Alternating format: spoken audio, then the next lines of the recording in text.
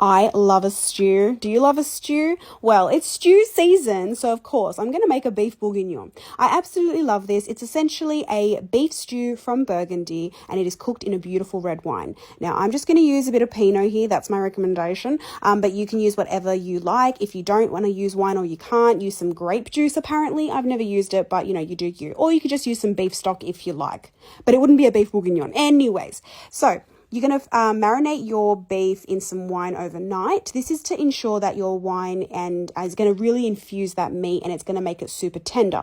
Fry off your beef in some batches. This is just going to ensure that it's nice and caramelized on the outside, and it's not going to bubble up and, stew in the beginning of the cooking process. Anyway, after your beef is nice and browned off, you're going to add in these beautiful vegetables, and this is going to create that beautiful flavor base that all stews kind of have. Carrots, celery, shallots, garlic, bay leaves, some thyme, and a little bit of sage just because I had it.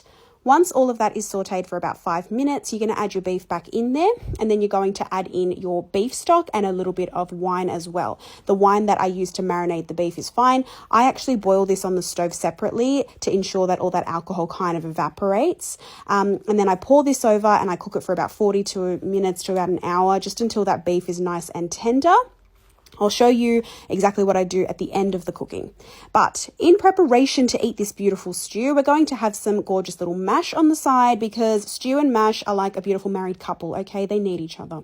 Now, this is about 40 minutes into cooking. I'm going to remove the stalks of all those herbs, and then I'm going to add in some Swiss brown mushrooms about 10 minutes before you're ready to serve. And this is just going to cook those beautiful little mushrooms. I added in a little bit of pickled onion. These are just little baby pearl sweet onions, and they just added a beautiful flavor to my stew.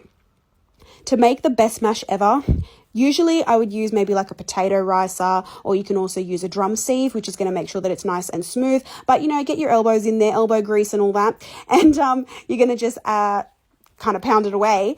Add lots and lots of butter, because butter makes everything better. And then you're going to add lots of salt, pepper, and a little bit of cream. And that's how you make beautiful silky mash. Oh, and some Parmesan cheese.